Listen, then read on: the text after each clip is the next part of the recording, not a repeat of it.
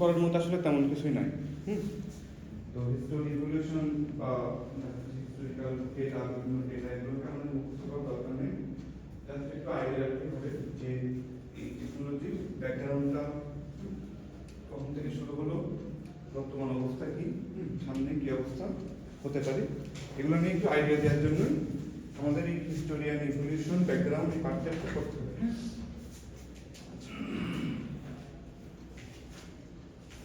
তো তাহলে দেখো আমরা এখানে হচ্ছে শুধু একটু ব্রিফ হিস্টোরিটা একটু দেখতে চাচ্ছি। হ্যাঁ,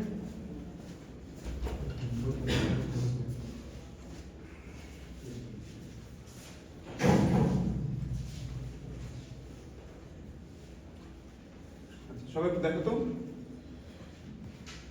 খেয়াল করো এই ব্রিফ হিস্টোরি। তো যদিও আমাদের সব থেকে স্মলেস্ট ইউনিট কি বলতো, ট্রানজিস্টর না? তো ট্রানজিস্টর আবিষ্কারের কথাটা এখানে একটু পরে নিয়ে আসা হয়েছে। প্রথমে এখানে দেখো ইন্টিগ্রেটেড সার্কিট, যেহেতু আমরা কি ফ্যাব্রিকেট করতে চাই, আইসি ফ্যাব্রিকেট করতে চাই, তাই না? তো এই আইসিটা কত সালে ফার্স্ট মেক করা হয়েছিল, ইনভেন্ট করা হয়েছিল, তো সেটা এখানে নিয়ে আসা হয়েছে। দেখো তো 1958। জাস্ট একটু সাল বা সময়টা একটু জাস্ট আইডিয়া রাখবা। দেখো ফার্স্ট ইন্টিগ্রেটেড সার্কিট, তো সেই ইন্টিগ্রেটেড সার্কিট মাত্র দুইটা ট্রানজিস্টর নিয়ে তৈরি করা হয়েছিল, একটা flip flop. First integrated circuit তাহলে কি ছিল? একটা ফ্লিপ ফ্লপ। ফ্লিপ ফ্লপের ওয়ার্কিং প্রিন্সিপাল মনে আছে তোমাদের? ল্যাচ, ফ্লিপ ফ্লপ সব ভুলে গেছো? আচ্ছা, আমাদের এই পার্টে সিকোয়েন্সিয়াল কম্বিনেশনাল সার্কিট ডিজাইন আছে, তোমাদেরকে আমি এবার ল্যাচ, ফ্লিপ ফ্লপ সংক্ষেপে দেখাবো, ঠিক আছে? দেখো 1958 সালে ফার্স্ট ইন্টিগ্রেটেড সার্কিট তৈরি করার প্রয়োজন ছিল মানুষ। তো সে সময় একটা ফ্লিপ ফ্লপ তৈরি করা হয়েছে ইউজিং অনলি 2 ট্রানজিস্টর। তো এই ল্যাবরেটরির নাম শুনছো তোমরা? Texas instrument. আচ্ছা, এই যে জ্যাক কিলবি সায়েন্টিস্ট, তো টেক্সাস ইনস্ট্রুমেন্টে উনি গবেষণা করতেন। তো 1958 এ উনি ফার্স্ট যে ফ্লিপ ফ্লপটা তৈরি করলেন ইন্টিগ্রেটেড সার্কিট আকারে, সেখানে মাত্র কয়টা ট্রানজিস্টর ব্যবহার করা হয়েছিল? দুইটা। এবার জাস্ট একটু পার্থক্যটা বোঝানোর জন্য যে কতটা ড্রাস্টিক্যালি এই ইন্ডাস্ট্রিটা গ্রো করছে একটু দেখো। 2010 সালে একটা ইন্টেলের কোর i7 মাইক্রোপ্রসেসর, সেখানে দেখো কতগুলো ট্রানজিস্টর ইউজ করা হয়েছে? 2.3 বিলিয়ন ট্রানজিস্টর ইউজ করা হয়েছে।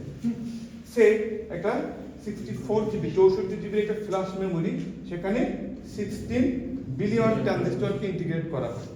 তার মানে জাস্ট একটু পার্থক্যটা দেখো, 1958 2010, তো কত সময়ের ব্যবধান? অলমোস্ট 50 ইয়ার্স, প্রায় 50 বছরের একটা ব্যক্তিকাল, তাই না? তো এই 50 বছরের ব্যক্তিকাল একটু দেখো, ফ্রম 2 ট্রানজিস্টরস টু 2.3, আমরা যদি রাউন্ড করে বলি 2 বিলিয়ন বা 2.3 বিলিয়ন এক্স্যাক্টলি বলতে গেলে অলমোস্ট। তার মানে বুঝতে পারছো যে ইন্টিগ্রেশনের লেভেলটা কতটা ড্রাস্টিক্যালি মানুষ চেঞ্জ করছে। তো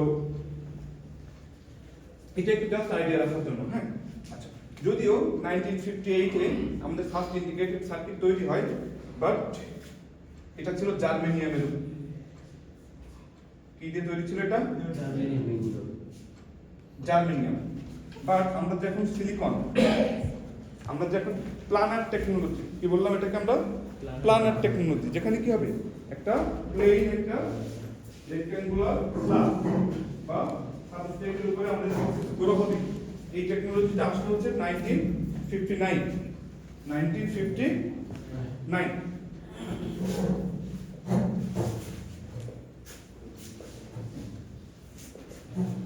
ফেয়ারচাইল্ড সেমিকন্ডাক্টর, এটা একটা ইন্ডাস্ট্রি ল্যাবরেটরির নাম। তো first monolithic silicon crystal,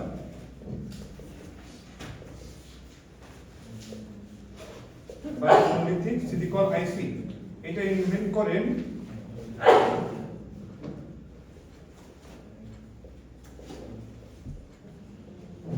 Robert noise.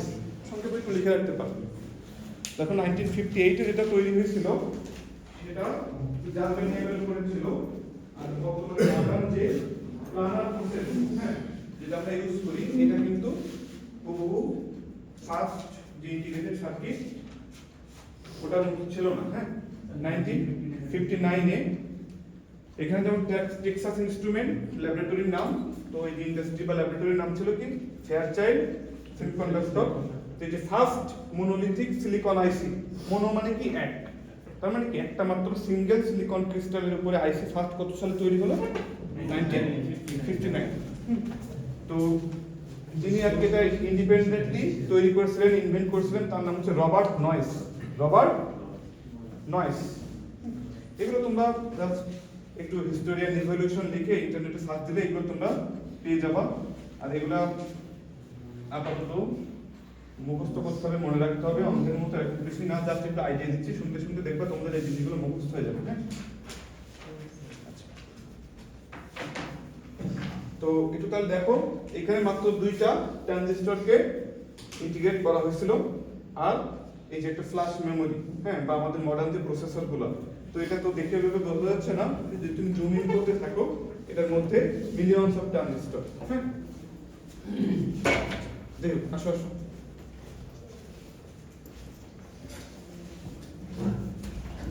তো এই যে এখানকার ট্রানজিস্টরের সংখ্যা একটা সিঙ্গেল চিপে কতটা র‍্যাপিডলি ইনক্রিজ হয়েছে এটা দেখেই তোমরা বুঝতে পারতেছো যে এই ইন্ডাস্ট্রিটা কতটা র‍্যাপিডলি গ্রো করছে, তাই না?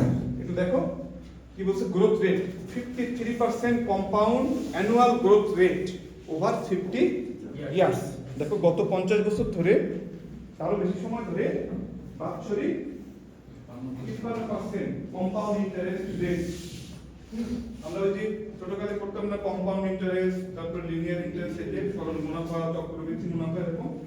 যাই হোক, তো এখানে জাস্ট একটু দেখা আইডিয়াটা নাও যে 50 বছরেরও বেশি সময় ধরে এটা কি হয়েছে, প্রতি বছর 53% অলমোস্ট কম্পাউন্ড ইন্টারেস্ট রেটটা ধরে রাখছে, মানে রেভিনিউটা ধরে রাখছে, বুঝতে পারছো?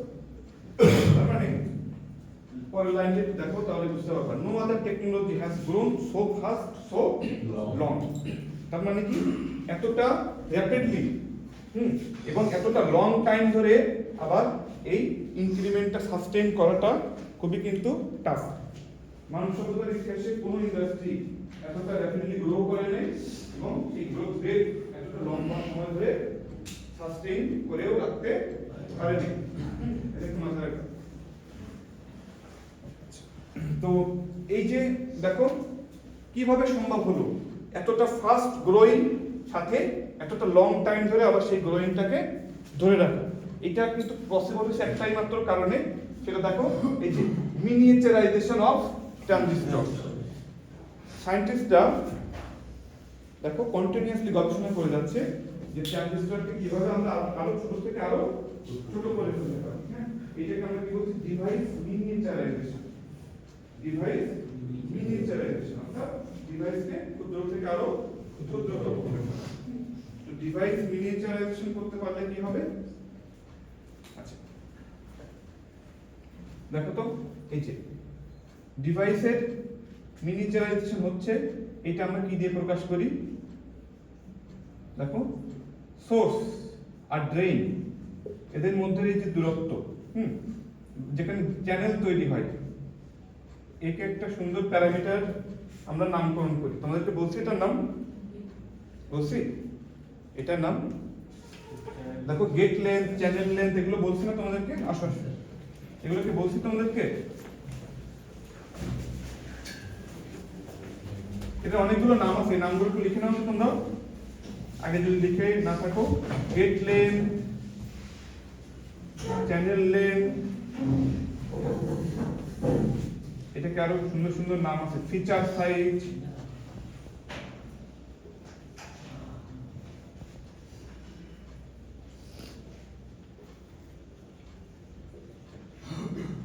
টেকনোলজি নোড, এই চারটা নাম মনে রাখবা। তারপর একটু খেয়াল করো সোর্স আর ড্রেন, খেয়াল করো যে জায়গাটা চ্যানেল তৈরি হয়, সোর্স আর ড্রেনের মধ্যে যে দূরত্ব, এটাই কি বলতো তোমার গেটের লেন্থ না? গেট কতটুকু লম্বা হবে, গেট লেন্থ। ঠিক এই যে সোর্স আর ড্রেনের মাঝে যে দূরত্ব যেখানে চ্যানেল ফর্ম হয়, এটাই কি আমাদের গেটের লেন্থ না? ঠিক গেটটা ঠিক এই যে সোর্স আর ড্রেইনের মাঝে অ্যালাইন করা থাকে। এজন্য এদেরকে আমরা কি নামে ডাকি? গেট লেন্থ, চ্যানেল লেন্থ আর ফিচার সাইজ অথবা টেকনোলজি নোড কি নামে ডাকা হয়? Technology node. তো ট্রানজিস্টরকে ছোট করে ফেলা মানে কি অ্যাকচুয়ালি সোর্স আর ড্রেইনের মধ্যকার এই দূরত্বটাকে কি করে ফেলা? কমিয়ে ফেলা। তো এই দূরত্ব কমাতে পারলে কি সুবিধা হবে সবাই একটু খেয়াল করো। এই যে দেখো তো, এই দূরত্ব যদি তুমি কমিয়ে ফেলতে পারো তাহলে কি হবে? কোনো ক্যারিয়ার সোর্স থেকে ড্রেইনে যেতে আমার কি আগের থেকে কম টাইম লাগবে না? তার মানে কি আমার ডিভাইস ফাস্ট হবে, ডিভাইস কি হবে আরো ফাস্টার হবে। তাহলে দেখো এই যে স্মলার ডিভাইস কি বলছে ওরা? ফাস্ট। আর চিপটা কিন্তু তোমরা বুঝতেই পারতেছো যে ম্যাটেরিয়াল কি হবে? কম লাগবে। ম্যাটেরিয়াল কি হবে? আগের থেকে কম লাগবে। সাইজ ছোট হয়ে গেছে না?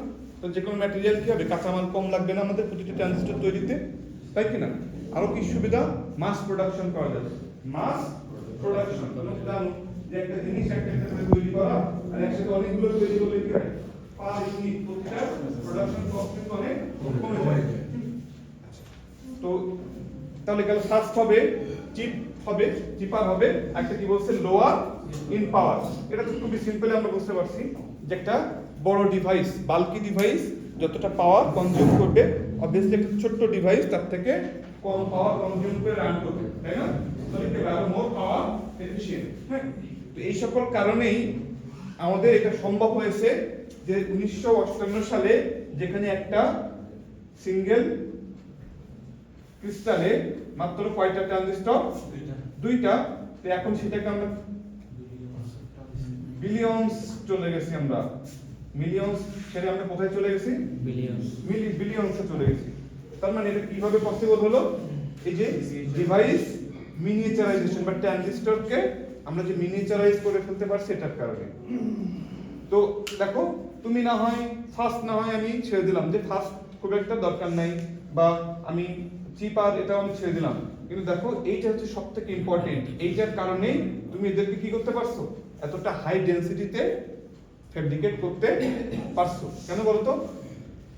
যদি তোমার পাওয়ার কম না ইউজ করতো ছোট ডিভাইস, চিপার ফাস্টার এই দুইটা প্রপার্টি থাকলেও যদি এই প্রপার্টিটা না থাকতো তাহলে কিন্তু এত হাই ডেনসিটিতে আমি কখনো এদেরকে ফ্যাব্রিকেট করতে পারতাম।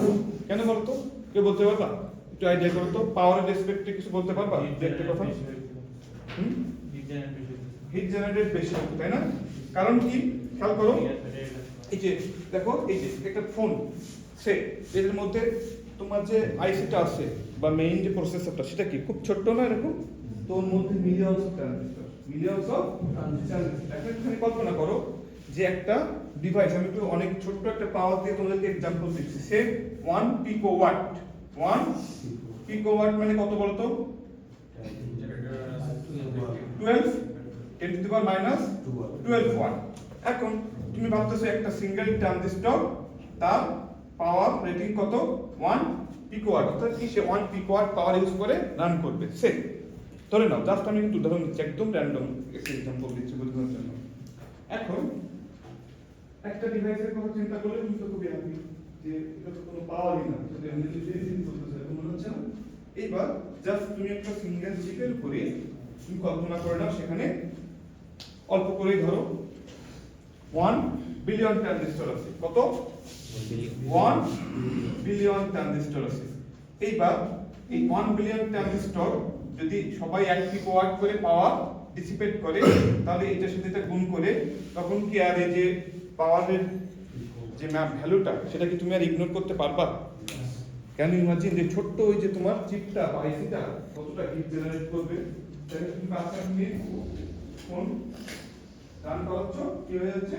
এটা বলে যাচ্ছে, এতটা হিট প্রডিউস হচ্ছে, তাই না? তো আজকে যে আমরা এতগুলো ট্রানজিস্টর আমাদের একটা ছোট্ট চিপে ইন্টিগ্রেট করা, তো এরপরেও এটাকে আমরা ইফেক্টিভ ইউজ করতে পারছি, তার হিট জেনারেশনটা টলারেবল রেঞ্জের মধ্যে আছে। এটা কিসের জন্য পসিবল হলো বলো তো? লোয়ার ইন পাওয়ার CMOS আমরা যে টেকনোলজিতে ডিজাইন করব বা শিখব, CMOS তার মানে কি কমপ্লিমেন্টারি মেটাল অক্সাইড সেমিকন্ডাক্টর, অর্থাৎ এখানে NMOS PMOS হোক দুইটাকে কি করা হবে? ইউজ করা হবে। এটা স্ট্যাটিক পাওয়ার জিরো। কি বলছি বলতো? Static power zero. তার মানে কি, যখন আমাদের ট্রানজিস্টর বা গেটগুলা সহজ কথায় কোনো অপারেশন করবে না, অলস বসে থাকবে। হ্যাঁ, যেমন মনে করি তোমাদের সবার ফোন এখন কি অলস বসে আছে, এটাকে এই অবস্থায় যদি সে কোনো পাওয়ার কোনো সুইচিং করছে না, কোনো লজিক পারফর্ম করছে না, কোনো ডাটা প্রসেস করছে না, এই অবস্থায় যদি সে কোনো পাওয়ার কনজিউম করে তাকে আমরা বলি স্ট্যাটিক পাওয়ার। কি বলি আমরা? স্ট্যাটিক পাওয়ার বা আইডল পাওয়ার বলি। অর্থাৎ যে অলস বসে থাকা অবস্থায় যে পাওয়ারটা ডিসিপেট হয় তাকে আমরা কি বলি? স্ট্যাটিক বা আইডল পাওয়ার। এগুলো আমি বিস্তারিত সামনে বলবো, অল্প অল্প করে শুনতে থাকো। আর ডাইনামিক পাওয়ার কাকে বলে? যখন সুইচিং হয় তখন কি সেটা স্টেট চেঞ্জ করছে, অন হচ্ছে, অফ হচ্ছে, কোনো লজিক পারফর্ম করছে, হ্যাঁ, কোনো ডেটা প্রসেস করছে, সেটাকে আমরা কি বলি? সুইচিং পাওয়ার বা ডাইনামিক পাওয়ার বলি। তো পাওয়ারের আমরা সামনে যখন আমরা একদম লাস্টে যে যখন আমরা পাওয়ার নিয়ে আমরা কথা বলবো সেই সময় আমরা দেখব ট্রানজিস্টরের বা আইসির পাওয়ারকে আমরা দুই ভাগে ভাগ করি। কি কি? ডাইনামিক পাওয়ার, ডাইনামিক পাওয়ারের আরেকটা কি? সুইচিং পাওয়ার। যদিও ডাইনামিক পাওয়ার বলতে সুইচিং পাওয়ার এটা আমরা 100% বলতে পারি না, যে শুধুমাত্র এখন আপাতত সুইচিং পাওয়ারটা অবলিকে লিখো না, কারণ ডাইনামিক পাওয়ারের মেইন পার্ট হচ্ছে সুইচিং পাওয়ার, আর একটা ছোট পার্ট থাকে যেটাকে আমরা প্রায় সময় ইগনোর করি। এজন্য অনেক সময় আমরা কি করি? সুইচিং পাওয়ারকে কি বলি? ডাইনামিক পাওয়ার হিসেবে ধরি। বাট অ্যাকচুয়ালি ডাইনামিক পাওয়ারের মাঝে দুইটা পার্ট থাকে, যার মধ্যে মেজর হচ্ছে সুইচিং পাওয়ার। জাস্ট ডাইনামিক আর একটা কি বললাম? স্ট্যাটিক পাওয়ার। একটু একটু করে নাম শুনতে থাকো। আসো আসো। তো সিমস ডিভাইস গুলো স্ট্যাটিক পাওয়ার বা আইডল পাওয়ারটা আইডিয়ালি কত? জিরো। বাট কোনো কিছু আইডিয়ালি যা আমরা এক্সপেক্ট করি যখন বাস্তবে তৈরি করি সেই জিনিসটা কি হুবহু আইডিয়ালের মতো হয়? তো স্ট্যাটিক পাওয়ার আমরা জিরো বলছি, বাট পুরোপুরি জিরো একেবারে জিরো এক্সাক্ট হবে না, খুব সামান্য লিকেজ সেখানে থাকবে। আচ্ছা, তো দেখো এই technology revolutionary effects on society. কি বলছে? এটা এই টেকনোলজি আমাদের সোসাইটির উপর একটা রিভলিউশনারি ইফেক্ট আছে। তো এটা কি আর আমাদের বই থেকে পড়ে জানতে হবে? বলতো তোমরা জাস্ট নিজেদের ছেলেবেলার কথা একটু কল্পনা করো, এই সময় যোগাযোগ ব্যবস্থা সমাজ হ্যাঁ কি ছিল আর বর্তমান সময়ের কি অবস্থা দেখছো? যোগাযোগ ব্যবস্থা বা আমাদের যে ইলেকট্রনিক যে ডিভাইস, আমাদের জীবনযাত্রার মান সবকিছু ড্রাস্টিক্যালি চেঞ্জ হয়ে গেছে না? তো নিচে একটা দেখো, এটা ইন্টারেস্টিং একটা ছবি দেওয়া আছে জাস্ট, যে এই টেকনোলজিটা দেখো কসমেটিক্স, তারপরে যে কম্পিউটার, ইলেকট্রনিক্স, এইসব বিভিন্ন টেকনোলজির মাঝে মানুষ সবকিছু থাকা সত্ত্বেও এই টেকনোলজিটা কিন্তু কি করছে? সবার দৃষ্টি আকর্ষণ করে নিছে, মার্কেট প্লেসে ধরে নিছে, তাই না? বলো তো, অন্য যে কোনো কিছু থাকুক না কেন, যে ইন্ডাস্ট্রি থাকুক না কেন, যত মনে করো একটা ইন্ডাস্ট্রি আসো, বাট তোমার এই যে ইন্ডাস্ট্রি এটার সাথে বিট করার মতো কোনো কিছু আছে অ্যাকচুয়ালি? বলো তো নাই কিন্তু। হ্যাঁ, তো জাস্ট একটু এখানে একটা ফিগার দিয়ে ওইটাই তোমাদেরকে বোঝানো হচ্ছে যে এই টেকনোলজিটা আমাদের সমাজকে একেবারে বদলে দিয়েছে, হ্যাঁ, আমাদের জীবনযাত্রাটা চেঞ্জ করে দিয়েছে। দেখো এত কথা বলছি, তার মানে আমাদের এই টেকনোলজিটার ইম্পর্টেন্স, হ্যাঁ, এবং এটা যে একদিনে গ্রো করে নাই, এবং এটার গ্রো করার পেছনে যে হাজার হাজার মানুষের অবদান আছে, এটাই বোঝানোর জন্য। তো জাস্ট এখান থেকে একটা ইম্পর্টেন্ট জিনিস এটা তোমরা মনে রাখবা, যে এই যে এতটা লং টাইম ধরে গ্রোয়িং রেটটা ধরে রাখা, হ্যাঁ, এবং এতটা হাই গ্রোয়িং রেট কিসের জন্য পসিবল হয়েছে? যে আমরা কি করে ফেলতে পারছি? ডিভাইসগুলো স্কেলিং করে ডে বাই ডে ছোট থেকে আরো ছোট করে ফেলতে সক্ষম হয়েছি, যার কারণে এটা কিন্তু পসিবল হয়েছে। কিন্তু যদি এরকম হয়তো যে সেম প্রথম 5-10 বছর পরে তুমি আর ডিভাইসকে ছোট করতে পারছো না, তাহলে কিন্তু তোমার অগ্রগতি ওখানে থমকে যেত। তুমি কিন্তু আর সেম সাইজের চিপে নাম্বার অফ ট্রানজিস্টরকে ইন্টিগ্রেশন করার যে স্কেল বা সংখ্যা বাড়াতে পারতে না। তো আমরা কিন্তু কাইন্ড অফ বর্তমান সময়ে একটা সেরকম স্যাচুরেশনের কাছাকাছি চলে আসছি, একটা স্ট্রাগল করছি আমরা, বাট আমরা হেরে যাইনি, এখন থেমে যাই নাই। হ্যাঁ, সেটা আমি তোমাদেরকে দেখাবো। তোমাদের বলছিলাম মনে আছে যে মুডস ল এর সিগনিফিকেন্সটা তোমরা একটু লিখে আনবা। কেউ কি লিখে আনছো? কেউ কি পড়ে আসছে? একটু পড়ছো? আচ্ছা, যদি পড়ে না আসো আজকে আবার পড়বা। হ্যাঁ, আমি সংক্ষেপে একটু তোমাদেরকে ধরিয়ে দিব, এটা একটু তোমরা নিজেরা অবশ্যই খুব ভালোভাবে দেখবা। খুবই ইম্পর্টেন্ট, খুবই সিম্পল ল মনে হবে, বাট এটার ইম্পর্টেন্স আছে। আচ্ছা সবাই একটু দেখো কি বলছে অ্যানুয়াল সেলস। তোমাদেরকে আমি বারবার করে বলছি এইখানকার এই গ্রাফিক্যাল ডাটাগুলো এগুলো কিন্তু আমরা ধরে মুখস্থ করার কিছুই নাই, যে পয়েন্ট ধরে ধরে সাল বা এইদিকে সংখ্যা ধরে ধরে আমাদেরকে এটা এক্স্যাক্টলি এরকম ভাবে আঁকতে হবে। Doesn't like that.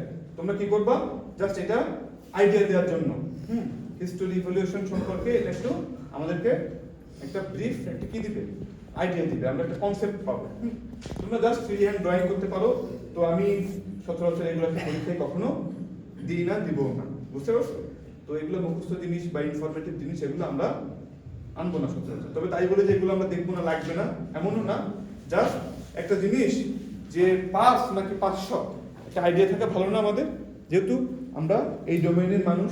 যেমন ট্রানজিস্টর কত সালে আবিষ্কার হয়েছে, এটা 1947 সালে নাকি 1990 সালের পরে, এটা আইডিয়া আমাদের জানা দরকার না। 1950 দশকে ওই সময়টাতে ট্রানজিস্টর 10 বছর পরে 8 বছর পরে আইডিয়া আসছে। হ্যাঁ, এরকম একটা ক্রমবিবর্তন বা একটা আইডিয়া আমাদের থাকা লাগবে।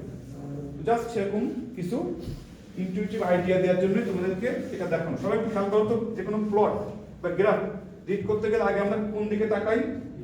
X axis, Y axis. এখানে এক্স অ্যাক্সিস ইয়ার অর্থাৎ কি আছে বলতো? টাইম।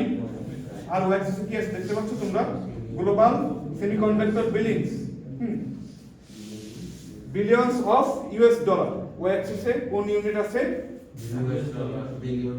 US dollar billion. কোন ইউনিটে? বিলিয়ন।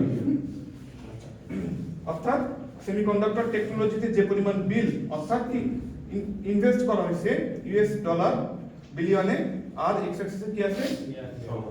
টাইম বা ইয়ার।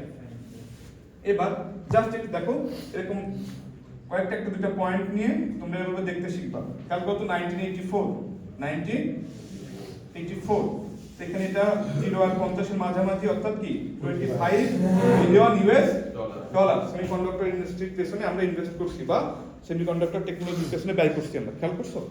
এবার একটু দেখো জাস্ট এই যে 2008-10 এর কাছাকাছি সেটা কত হয়ে গেছে? 250। তো কোথায় 25 বিলিয়ন ইউএস ডলার থেকে 250 বিলিয়ন ইউএস ডলার।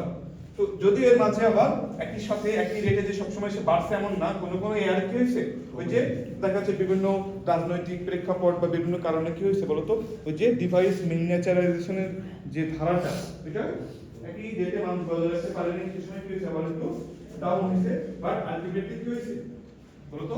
গ্রো করছে না ইন্ডাস্ট্রিটা। তো জাস্ট একটু এখান থেকে আইডিয়া নেওয়ার জন্য যে কোন সাল বরাবর সেমিকন্ডাক্টর ইন্ডাস্ট্রি কিভাবে গ্রো করছে, সবথেকে হাইয়েস্ট গ্রোথ রেট দেখছো এই যে 2000 সাল, এই সময় থেকে দেখছো এই জায়গাটা একটু। তো এখান থেকে কোন ইনফরমেশন লেখা যাবে? জি স্যার। তো এটা কিন্তু একটা বড় ক্যাপাবিলিটি, যে কোনো ডেটা, যে কোনো চার্ট সেটা দেখে নিজের মতো করে একটা কমেন্টস করা সেখানে। তো এরকম একটা গ্রাফিক্যাল ডেটা দেখলে তোমরা মোটামুটি সেখান থেকে বেশ কিছু এক্সপ্লানেশন নিজেই দাঁড় করাতে পারবা না? পাওয়া যাবে? সেখান থেকে মুখস্থ করার কিছু নেই, বারবারই বলছি, জাস্ট আমাদেরকে আইডিয়া দেওয়ার জন্য। তো কি বলছে দেখো তো করে 2 লাইন একটু খেয়াল করো, খুব একটা ইন্টারেস্টিং কথা আছে এখানে। 2008 সালে 10 টু দি পাওয়ার 19 তার থেকে বেশি, greater than 10 to the power 19 transistor produce করে। এখন 10 এর পাওয়ার 19 দিয়ে অর্থাৎ 10 এর পেছনে 19টা শূন্য বসালে সেটা কতটা বড় সংখ্যা হয় আমরা অ্যাকচুয়ালি আইডিয়া করতে পারছি না। পরের লাইনটা একটু দেখো, 1 billion for every human on the planet. অর্থাৎ কি মাথা পিছু পৃথিবীর প্রত্যেক মানুষের ভাগে কতগুলো করে ট্রানজিস্টর আছে? 1 বিলিয়ন। এটা মনে হয় আমরা একটু আইডিয়া করতে পারছি না সংখ্যাটা অ্যাকচুয়ালি কতটা বড়। তো তাও সেটা কত সালে বলা হচ্ছে এখানে? 2008 সালে। সেখান থেকে আরো বেশি বছর আগে। এখন তো এটার অবস্থা আরো বেশি। আচ্ছা, এবার দেখো সেই ট্রানজিস্টরের কাছে তারা এখন ফেরত আসছে। তো ট্রানজিস্টর তৈরি হয়েছিল ফার্স্ট কত সালে বলতে পারবা কেউ? লেখাই আছে এখানে। আচ্ছা, একটা জিনিস বলো তো, ট্রানজিস্টর আবিষ্কারের আগে আমরা অ্যাম্পলিফায়ার হিসেবে কাকে ইউজ করতাম? Vacuum tube. ভ্যাকুয়াম টিউবের নাম শুনছো তোমরা? ভ্যাকুয়াম টিউব সবাই একটু লিখে নাও।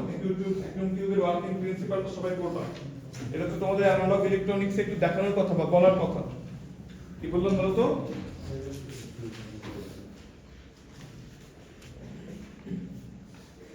ভ্যাকুয়াম টিউব নিয়ে তোমরা সবাই একটু পড়াশোনা করবা। দেখো ক্লাস শুরু করতে করতে আমাদের আর 10 মিনিট টাইম আছে, 15 মিনিট টাইম আছে। কিভাবে হবে? এই যে সাপোজ ভ্যাকুয়াম টিউব এগুলো নিয়ে সংক্ষেপে বলবো, তো সব কিছু সমন্বয় করে কাজ করতে করতে গেলে আমরা আসলে আগাইতে পারবো না। বুঝতে পারছো? এই জন্য আমি তোমাদের প্রথম থেকেই বলছি যে আমি কিন্তু আমার নেচারের এগেইনস্টে যে অনেক কিছু তোমাদেরকে বিস্তারিত বলতে পারবো না। তোমাদেরকে একটু শর্ট নোট আকারে লিখে রাখবা, তোমরা বাসায় যেটা তুমি পড়াশোনা করবে। মনে থাকবে? এরপরেও যদি মনে হয় যে কোথাও বুঝতেছি না বা কনসেপ্ট ক্লিয়ার হচ্ছে না, তখন সেটা তোমরা স্পেশালি বললে সেটা নিয়ে আমরা আলোচনা করে দেব। বুঝতে পারছো? না হলে কনটেক্সটের বাইরে যাওয়ার অপশন খুবই কম, খুবই অল্প সময় আমাদের হাতে। তো ভ্যাকুয়াম টিউব কিছুই না, জাস্ট ভ্যাকুয়াম একটা টিউব, কাঁচের কোনো টিউব বা এরকম কোনো একটা চেম্বার থেকে কি করা হয়, এয়ারকে কম্প্রেস করা হয়, না একদম বের করে নেওয়া হয়। এয়ারকে সাক করে একদম কি করে নেওয়া হয়, বের করে নেওয়া হয়। আমরা কি বলি ভ্যাকুয়াম। ভ্যাকুয়াম মানে যেখানে কোনো মিডিয়াম নাই, যেখানে কোনো মিডিয়াম নাই। তো ভ্যাকুয়াম টিউবের অপারেটিং প্রিন্সিপাল তোমরা দেখবা একদম সিম্পলেস্ট কনসিডারেশন, সেখানে একটা অ্যানোড প্লেট থাকে, হ্যাঁ, আর একটা কি থাকে, ক্যাথোড থাকে। কি থাকে? ক্যাথোড। আর এই যে কন্ট্রোল গ্রিড, অ্যানোড, ক্যাথোড, আর কি থাকে একটা কন্ট্রোল গ্রিড, সংক্ষেপে আমরা গ্রিড বলি। এইটা কিন্তু আমাদের সলিড স্টেট ডিভাইস না। কি ডিভাইস না? সলিড স্টেট ডিভাইস না। সলিড স্টেট ডিভাইস মানে কি? যেখানে কোনো এই যে এরকম ভ্যাকুয়াম শূন্য স্থান এরকম কিছু থাকে না, সলিড ব্যাপার স্যাপার থাকে, হ্যাঁ, সব থাকে কি একটা সলিড ডিভাইস। কিন্তু এটা কিন্তু আমাদের ভ্যাকুয়াম টিউব কিন্তু কোন সলিড স্টেট ডিভাইস না। এখানে কি করা হতো, কেন আমরা একে ভ্যাকুয়াম করলাম? এয়ার থাকলে কি সমস্যা ছিল? দেখো এখানে মেইন প্রিন্সিপালটা কি, ওয়ার্কিং প্রিন্সিপালটা কি, সংক্ষেপে আমি একটু বলি। দেখো এই ক্যাথোডকে কি করা হয়, হিট করা হয়। ক্যাথোডকে কি করা হয়, হিট করা হয়। হিট করলে কি হয়, এখানে ফ্রি ইলেকট্রন জেনারেট হয়। কি জেনারেট হয়? Free electron. এবার মজার ব্যাপার দেখো, যদি এইটাকে আমি অনেক হাই ভোল্টেজে বায়াস করে রাখি, অ্যানোডকে আমি কি করে রাখছি, অনেক হাই ভোল্টেজে বায়াস করে রাখলে কি হবে, এখানকার এই ফ্রি ইলেকট্রন গুলোকে সে এখানে আকর্ষণ করে টান দিবে না তার নিজের কাছে, তাই তো নাকি? তো এইভাবেই কিন্তু কি করা হয়, ক্যাথোড থেকে কোথায় আসতেছে কারেন্ট, অ্যানোডে। এবার মজার ব্যাপার খেয়াল করো, এই গেটটাতে সরি গেটটাতে যদি তুমি 0 ভোল্টেজ দিয়ে রাখো, তাহলে এই গেট না, এটা গ্রিড, এটা কি বলো, গ্রিড। আমাদের গেট বলে বলে অভ্যস্ত হয়ে গেছে তো আমরা মসফেটের জন্য, এজন্য জি দেখলে আমাদের গেট চলে আসছে। বাট এটা কি কন্ট্রোল গ্রিড, কন্ট্রোল গ্রিড বলা হতো আমাদের ভ্যাকুয়াম টিউবের জন্য। তো এই গ্রিডের ভোল্টেজ যদি তুমি 0 দিয়ে রাখতে, তাহলে কি বলতো, অ্যানোড থেকে ক্যাথোডের এই কারেন্ট ফ্লোইং এ কোনো ইফেক্ট পড়তো বলতো, পড়তো না। বাট পজিটিভ দিলে কিন্তু হবে না, এখানে কি ভোল্টেজ অ্যাপ্লাই করতে হবে, কন্ট্রোল করতে গেলে নেগেটিভ। যখনই নেগেটিভ ভোল্টেজ তুমি এখানে অ্যাপ্লাই করবে, এই নেগেটিভ কি করবে, এই ইলেকট্রন গুলোকে এইখান থেকে এইখানে যেতে কি করবে, বাধা দিবে না? যত বেশি নেগেটিভ ভোল্টেজ দিবা, তত ক্যাথোড থেকে অ্যানোডে ইলেকট্রন জাম্প করার বা ফ্লো করার রেটটা কি হবে, কমে যাবে। এটা তুমি কন্ট্রোল করতে পারবে। তার মানে ওই যে কলের ট্যাপের মতো, পানির ট্যাপের মতো, আর একটা টার্মিনাল দিয়ে অ্যানাদার টু টার্মিনালের মধ্যে একটা বড় কোয়ান্টিটিকে আমরা কি করব, কন্ট্রোল করব। স্মল কোনো একটা অ্যামাউন্ট, সেটা ভোল্টেজ হোক অথবা কারেন্ট হোক, থার্ড টার্মিনালে ইউজ করে কি করব, অ্যানাদার টু টার্মিনালের মধ্যে একটা বড় অ্যামাউন্ট আমি কি করব, কন্ট্রোল করব। থার্ড টার্মিনালের একটা ছোট্ট ভ্যালু দিয়ে অপর টু টার্মিনালের মধ্যে একটা হিউজ ফ্লো আমি কি করব, কন্ট্রোল করব। এটাই কি আমাদের ট্রানজিস্টরের মেইন কাজ না? তো ভ্যাকুয়াম টিউব কেন ভ্যাকুয়াম নেওয়া হয়, কেউ বলতে পারবা? এখানে কিন্তু কোনো ন্যাচারাল কোনো কন্ডাকশন হয় না। আমরা কন্ডাক্টর চিনি না, এখানে কোন কন্ডাকশন আছে, কন্ডাক্টর আছে এখানে। এখানে কিন্তু ইলেকট্রিক ডিসচার্জ হয়, ইলেকট্রিক ডিসচার্জ। অর্থাৎ কি, ক্যাথোড থেকে অ্যানোডে ইলেকট্রন যায়, বাট এখানে কোনো মিডিয়াম থাকে না। এখানে যদি এয়ার থাকতো কি সমস্যা হতো বলতো, হাই স্পিডের ইলেকট্রনের সাথে এয়ারের অ্যাটমগুলোর কি হতো, সংঘর্ষ হতো না, কলিশন হতো। তো সেখানে স্পিড কমে যেত, আবার এয়ারের অ্যাটমের সাথে সংঘর্ষ হয়ে সেখান থেকে আবার কিছু কিছু চার্জ রিচার্জ জেনারেট হতো, যেটা কিন্তু আমাদের ডিভাইসের অপারেশনে কি হয়, ইফেক্ট ফেলতো। এজন্য আমরা কি করি, এটাকে আমরা ভ্যাকুয়াম করে নিই, কোনো মিডিয়াম এখানে আমরা রাখি না।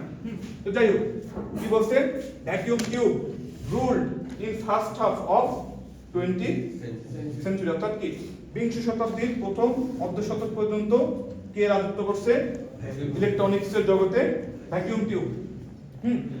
তো ভ্যাকুয়াম টিউবের সমস্যা হচ্ছে কি, এই যে দেখো, এই যে হিট করতে হবে, ইলেকট্রন জাম্প করিয়ে তোমাকে কারেন্ট ফ্লো করাতে হবে, এগুলো কি লো পাওয়ারে হবে বলো তো?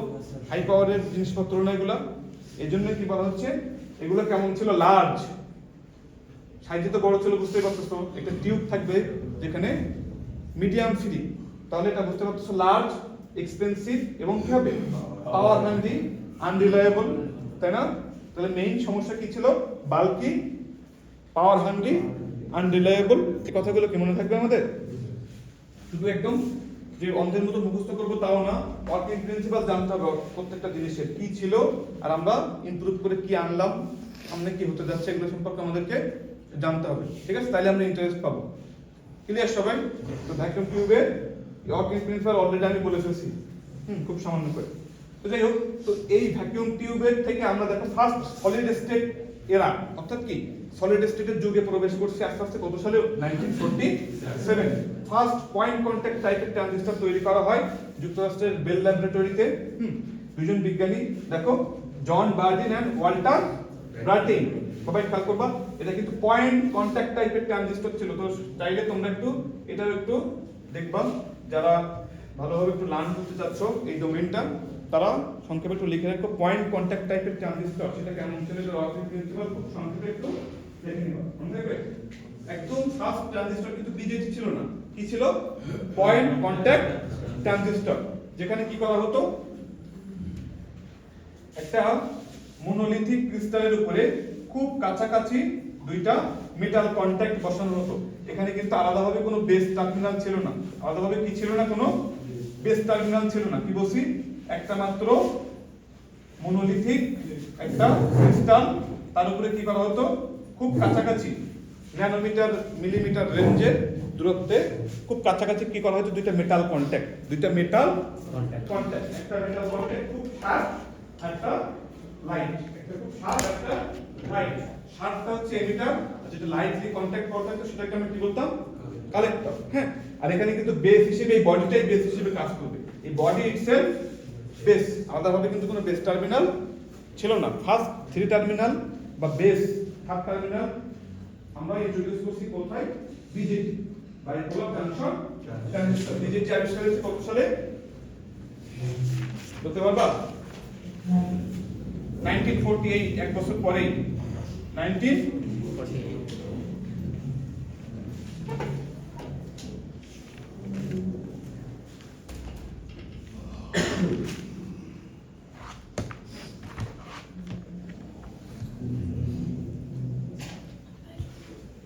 এই নামটা তো তোমরা শুনে থাকার কথা, বিজেটি পাওয়ার সময় তোমরা পড়ছো না? উইলিয়াম শকলির নাম।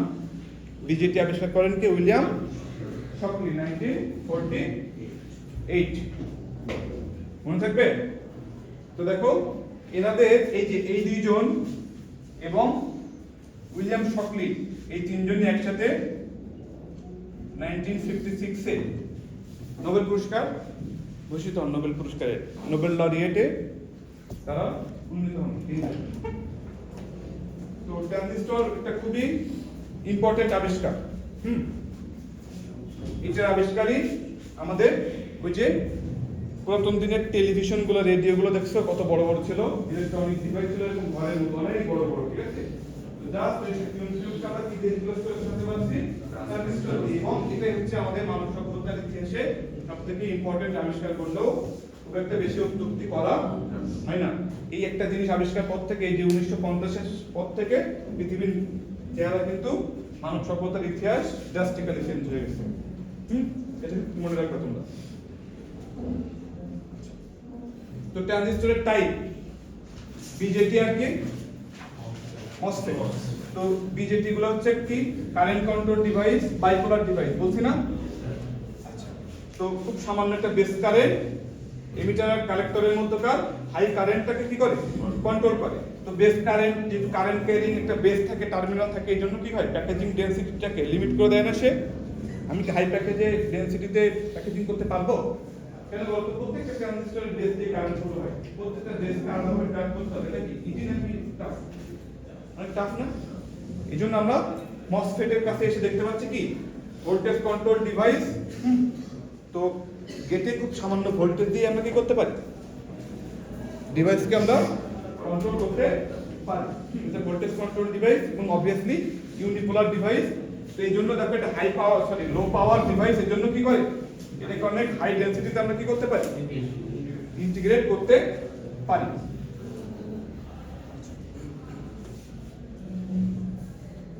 তো দেখো 1970 সালের আগ পর্যন্ত আমরা আইসি ফ্যাব্রিকেশনে শুধু কি ইউজ করতাম, এনমস অনলি কি ইউজ করতাম আমরা, এন টাইপের মসফেট। তো মসফেট তো আমার কাছে দুই প্রকার ছিল, এন টাইপ আর কি পি টাইপ। কেন আমি বাই ডিফল্ট এন কে নিয়ে আমি প্রথমে ফ্যাব্রিকেশন করতাম বলতো, পি কে কেন নয়? কারণ এন টাইপে ওই যে ইউনিপোলার ডিভাইস বললাম ইলেকট্রন, আর এখানে কে হোল। তো দেখো ইলেকট্রন হোলের থেকে অনেক বেশি ফাস্ট না, মোবিলিটি কার বেশি, ইলেকট্রনের মোবিলিটি বেশি। মনে রাখবা mu electron greater than is equal to 2 or 3 Times of mu P. অর্থাৎ কি ইলেকট্রনের মোবিলিটি হোলের মোবিলিটি থেকে 2 থেকে 3 গুণ বেশি।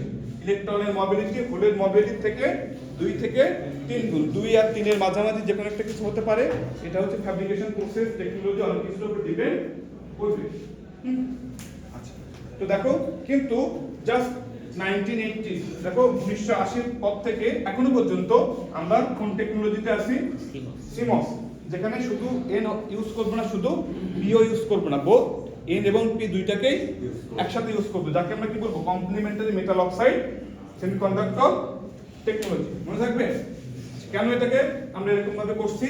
সবথেকে ইম্পর্টেন্ট হচ্ছে এটা দেখো এখানে ইনএক্সপেন্সিভ, মানে কি খরচ কম, এক টাইপের ডিভাইস একটা একটা করে ব্যবহার করলে হয়ে যেত। বাট আগে যেটা একটা ইউজ করতাম একটা ভ্যারিয়েবলের জন্য একটা ট্রানজিস্টর, এখানে একটা ভ্যারিয়েবলের জন্য কয়টা ট্রানজিস্টর লাগবে, দুইটা, একটা এন একটা পি। তো এই রেসপেক্টে বসে এটা inexpensive but consume power while idol. একটু আগে বললাম না যে অলস অবস্থায় বা স্ট্যাটিক অবস্থায় পাওয়ার ডিসিপেট করে, এটা হচ্ছে তাদের সমস্যা। তো সিমস টেকনোলজির সবথেকে বড় অ্যাডভান্টেজ কি বলতো, লো আইডল পাওয়ার। অলস অবস্থায় সে পাওয়ার ডিসিপেট করে না, এটা হচ্ছে তার সবথেকে বড় অ্যাডভান্টেজ। মোর স্লো এখন আসলো, বাট আমাদের টাইমও তো শেষ। তোমাদের পরে ক্লাস আছে? জি স্যার, মনোজ স্যার আমি অ্যাটেন্ডেন্সটা নিই।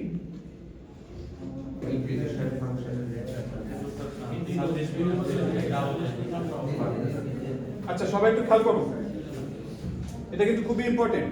কোনো এরকম ম্যাথমেটিক্যাল কোনো কিছু মনে করো যে ডিরাইভ করা ল না মনে হচ্ছে, বাট এটা কিন্তু খুবই সিগনিফিক্যান্ট, খুবই ইম্পর্টেন্ট। ঠিক আছে, কি বলছে একটু দেখো। 1965 সালে গর্ডন মুর, আমাদের সেমিকন্ডাক্টর ইন্ডাস্ট্রির একটা মনে করো যে খুবই একটা ইম্পর্টেন্ট একটা নাম, গর্ডন মুর। উনি কি করছেন, plotted transistor on each chip. তুমি একটা মনে করো যে একটা ফিক্সড সাইজের ট্রানজিস্টর, সে এদিকে 1 সেন্টিমিটার, এদিকে 1 সেন্টিমিটার একটা চিপ, এটা একটা কি একটা সিঙ্গেল একটা চিপ। তো আমি কিন্তু এই ডাইমেনশনটা নিলাম জাস্ট তোমাদেরকে বোঝানোর জন্য। হ্যাঁ, সিঙ্গেল একটা চিপ, ঠিক আছে, শেপ সেম রেখে যদি কিছু বছর পর পরে যে একই শেপে ট্রানজিস্টরের ডেনসিটিটা কত, তাহলে কি আমি একটা ডাটা সেট পাবো না? কি পাবো আমি? একটা ডেটা সেট। ডেটা সেটটা কেমন? সে আমরা ছোটকালে এরকম ক্রোমো জোট দিয়ে আমরা কি করতাম, গ্রাফ প্লট করতাম না, এক্স অ্যাক্সিস আর ওয়াই অ্যাক্সিস। তো উনি কি করছেন, এই যে বছর অর্থাৎ কি 19 সে 50, 52, 51 এরকম করে করে পার ইয়ারে একটা সেম সাইজের চিপে কতগুলো করে ট্রানজিস্টর ইন্টিগ্রেট করা হচ্ছে সেটাকে তিনি কি করছেন বলতো, কালেক্ট করছেন। করে একটা কালেক্ট করা ডেটা তিনি কি করছেন, প্লট করছেন। প্লট করার এখানে কি আছে, এক্স অ্যাক্সিসে কি আছে, ইয়ার, এক্স অ্যাক্সিসে কি আছে, ইয়ার, আর ওয়াই অ্যাক্সিসে আছে লগারিদমিক স্কেলে log 2 of number of transistors, log 2 to the power number of transistors। এটাকে আমরা সেমি লগ গ্রাফ বলি। কি বলি আমরা, সেমি লগ গ্রাফ। এখন ইম্পর্টেন্ট ব্যাপার দেখো, উনি নিয়ারলি একটা কি পাইছে বলতো, প্রায় একটা স্ট্রেট লাইন পাইছে। কি পাইছে, প্রায় একটা স্ট্রেট লাইন। তো এই স্ট্রেট লাইনের ঢালটা বের করে উনি একটা ফর্মুলা দিছে। কি বলছে, transistor counts have doubled every 26 months. তো 26 মান্থকে যদি আমরা 24 মান্থ হিসেবে বলি তাহলে কি বলতে পারি, 2 ইয়ার্স। তো উনি একটা প্রেডিকশন করছেন, উনি একটা ভবিষ্যৎবাণী করছেন কি, যে ট্রানজিস্টরের ইন্টিগ্রেশনের সংখ্যাটা প্রতি 2 বছরে ডাবল হয়।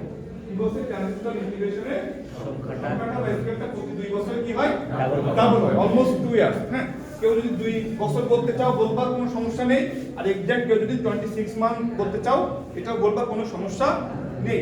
এবার একটা উদাহরণ দিই, জাস্ট খেয়াল করো। 1950 সালে সে এই 1 সেন্টিমিটার বাই 1 সেন্টিমিটারের একটা চিপে সে আমাদের ট্রানজিস্টর ছিল 1 বিলিয়ন বিলিয়ন। মুরস ল অনুযায়ী 1952 তে যে সেম সাইজের একটা চিপে এখন কতগুলো ট্রানজিস্টরকে ফ্যাব্রিকেট করা যাবে? 2 বিলিয়ন। তো ওনার প্রেডিকশন থেকে একটু একটু বুঝতে পারছো তোমরা, বাট ওনার এই প্রেডিকশন একটা সময় এসে বর্তমান সময় এসে এই যে 2000 সালের পরে 2010 সাল নাগাদ এসে আমরা কি দেখতেছি আস্তে আস্তে কি হয়ে যাচ্ছে, স্যাচুরেট হয়ে যাচ্ছে। তার মানে কি আমরা একই সাইজে আর ট্রানজিস্টরের নাম্বারকে আর বাড়াইতে পারছি না। এটা কারণ কি বলতো? ওই যে শর্ট চ্যানেল ইফেক্ট। কি বলছি বলতো? Short channel effect. নাম শুনছো তোমরা এটা? SCE, short channel effect, sub threshold leakage, এগুলো একটু লিখো। সাব থ্রেশহোল্ড সুইং বা লিকেজ, এটাকে এভাবে লিখতে পারো। তারপরে কি বললাম? DIBL সংক্ষেপে লিখে রাখো, ড্রেন ইনডিউসড ব্যারিয়ার লোয়ারিং।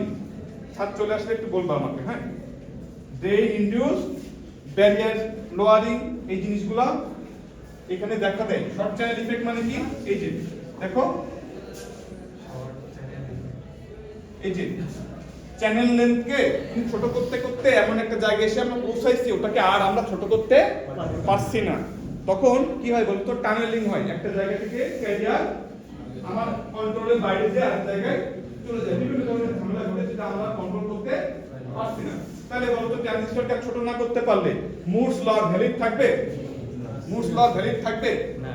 কিন্তু আমাদের বর্তমান সময়ের চ্যালেঞ্জ এটা, প্রতিদিন এই যে আমি এখন গল্প করতেছি তোমাদের সাথে, এই সময়েও হাজার হাজার বিজ্ঞানী ট্রাই করতেছে কি এই যে গ্রোথ রেটটাকে, মুরস লটাকে সাস্টেইন করতে হবে। মুরস লকে কি করতে হবে? সাস্টেইন করতে হবে। তাহলে কি হবে? আমাদের এই ইন্ডাস্ট্রির গ্রোথ রেটটা বজায় থাকবে। আদারওয়াইজ মানুষ আমরা কি করলাম? হেরে গেলাম। মানুষ আমরা লিমিটেশনের কাছে কি হয়ে গেলাম? পরাজয় স্বীকার করলাম যদি এটাকে আমরা সাস্টেইন করাইতে না পারি। কারণ মুরস ল আপাত দৃষ্টিতে খুবই একটা কি মনে হতে পারে? সিম্পল একটা কালেক্টেড ডাটা প্লট করে একটা প্রেডিকশন দিছে, কোনো জটিল কিছু মনে হচ্ছে, বাট এটা কিন্তু আমাদের ইন্ডাস্ট্রিতে এটা খুব বড় একটা কি আছে, সিগনিফিকেন্স আছে। আমি এক্সপেক্ট করব যে আমাদের এই মধ্য থেকে, তোমাদের মধ্য থেকে কেউ মনে করো যে সামনের দিনগুলোতে সেমিকন্ডাক্টর ইন্ডাস্ট্রিতে এসে তোমরা গবেষণা করবা, তোমরা যাতে মুরস লকে সাস্টেইন করাতে তোমরাই করবা, কন্ট্রিবিউশন রাখবা। তো যখন তুমি পারবা না যে আমি আর চ্যানেল লেন্থ কি করতে পারছি না, ছোট করতে পারছি না, তখন তুমি কোন দিকে নজর দিবা? ম্যাটেরিয়াল, আরো ভালো কোনো ম্যাটেরিয়াল প্রপার্টি, তাই না? তার সাথে কি জিওমেট্রি, অর্থাৎ কি ডিভাইসের ম্যাটেরিয়াল এবং ডিভাইসের আকার আকৃতি চেঞ্জ করে কিভাবে আমি গেটের উপরে কন্ট্রোলটা আরো বেশি আনতে পারি। তো একটা দিকে আমি কমাইতে পারছি না, বাট অন্য দিক দিয়ে ইমপ্রুভ করে আমরা কি করব? প্যাকেজিং ডেনসিটিটা বাড়ানোর চেষ্টা করব এবং কি করতে চেষ্টা করব? মুরস লকে সার্ভাইভ করানোর বা সাস্টেইন করানোর ট্রাই করব। বুঝতে পারছো একটু? এইটুকুই তোমাদেরকে একটু পড়ে আসতে বলছিলাম যে মুরস ল এর সিগনিফিকেন্সটা কি। আবার একটু লিখে রাখো, কতদিন সময় পাও নাই, আজকে সবাই বাসায় যেয়ে একটু দেখবা যে মুরস ল এর সিগনিফিকেন্সটা আসলে কি। আপাতত জিনিসটা খুব সিম্পল জিনিস, বাট এটা কিন্তু খুবই একটা ইম্পর্টেন্স আছে।